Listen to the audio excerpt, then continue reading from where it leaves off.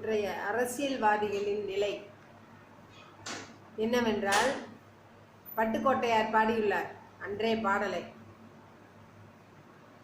என்ன பாடல்? குட்டியாடு தப்பி வந்தா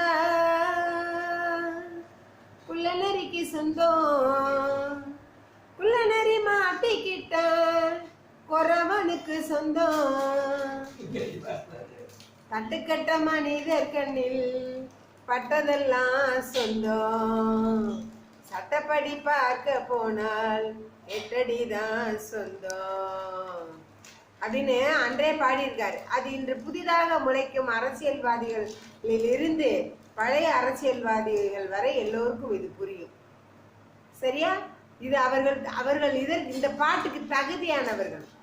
எதை பார்த்தாலும் என்னது, எதை பார்த்தாலும் சொந்தம், எதை பார்த்தாலும் சொத்து சேர்க்கறது, லஞ்சம் வாங்குறது, ஊழல் பண்றது, அதை அன்னைக்கே அவரு அப்படி சொல்லிட்டார் பட்டுக்கோட்டையார்.